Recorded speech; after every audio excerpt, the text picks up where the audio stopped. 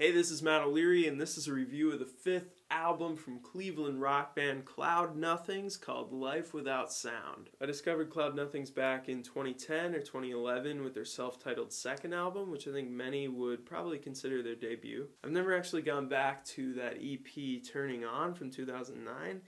Partially just because they were so young when they made that, but also because the improvements from their second to third album were so drastic. I feel like I can almost predict the fledgling sound that's on Turning On. Their self-titled album is pretty messy and lo-fi, but it's got a real exciting raw energy to it. I enjoy it when it's on, but I don't find myself remembering too much about it or thirsting to hear it again and again. But Attack on Memory, their third album, totally different story, easily my favorite of theirs. On that album, they took some of the naive pop-punk elements from their self-titled, but added some more intense post-punk and post-hardcore elements. This thing's the absolute peak of their sound without a doubt. It's got passion, guts, and incredibly catchy choruses like on Stay Useless or Our Plans. But then you also have these brooding, ominous slow builders like No Future, No Past or the gravelly, grungy No Sentiment. I can't say enough about that album. It's a staple for any modern rock fan. And although Here and Nowhere Else paled a little bit in comparison with Attack on Memory with a much duller production quality and less consistency overall, it still comes through as an extremely emotive and powerful effort after a few focused listens. Now with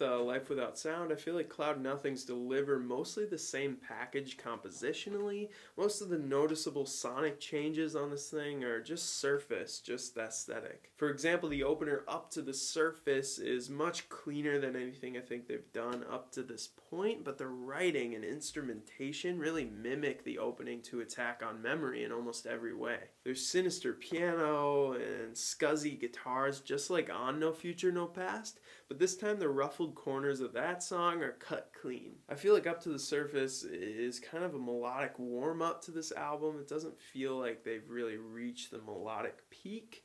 It can feel a little bit drab, a little bit like a Jimmy Eat World song. Then they really bolster the pop accessibility on the second track, Things Are Right With You, with that feel right, feel right, feel right, feel lighter. The band's always had a knack for those repetitive earworm hooks, and they definitely don't disappoint here. But any pop sort of sterility or barrenness this track exudes feels pretty natural. I mean, it's their fifth album, so I feel like at this point it makes sense that they'd have things tidied up going into the studio. I definitely don't feel like this was some sort of concerted effort to try to popularize their music or sell out or anything.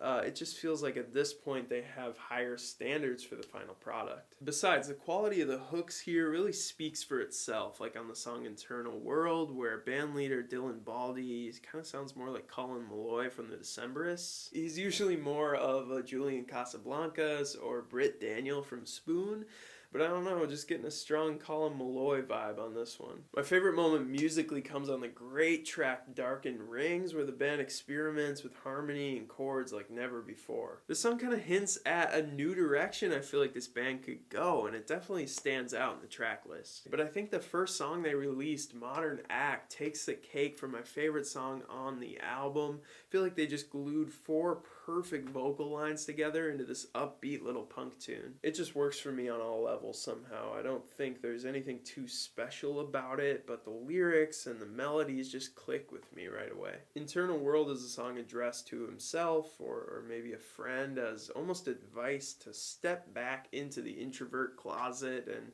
kind of give up on trying to please and follow others for approval. And you know, this is familiar territory for Dylan Baldy, who spent the last two albums exploring his own ego and identity. He tends to stick to what he knows best, himself, and fails to directly confront any social or political phenomena, or if he does, it's so abstract and philosophical, it's almost futile to speculate just what he's trying to communicate. And I love how despite his acute observations on Internal World, he ends up just kind of cheekily admitting that, you know, I'm not the one who's always right, almost like a shrug. Although his humility on this track has a history of dipping into some self-loathing. I really connected with the Regrets of Lost Time on Wasted days from Attack on Memory, and I think he's only continued this path of inner turmoil on the last album and this new one. There are some little glimpses of hope, like on Enter Entirely, where he's sort of longing for some meaning or conviction, but it always seems to end in questioning and a lack of initiative, and that's the case again at the end of this album. You can tell the band's really trying to hold on to that juvenile spirit on the last two tracks here, which kind of touch on that darker post-punk sound from the past albums. Strange Year is the most noisy and rambunctious song on the album, and Dylan Baldy's impassioned screaming is always welcome. The closer, Realize My Fate, is anything but self-assured, as the music just sort of droops along in this minor key, and the final guitar meanderings don't even resolve, which supports this thematic lack of closure. The mood swing of this album feels very abrupt. It's almost like they just threw those last two tracks on there to please fans of Attack on Memory. I really like that they're not trying to fool anyone by writing songs that share a clear-cut, confident message.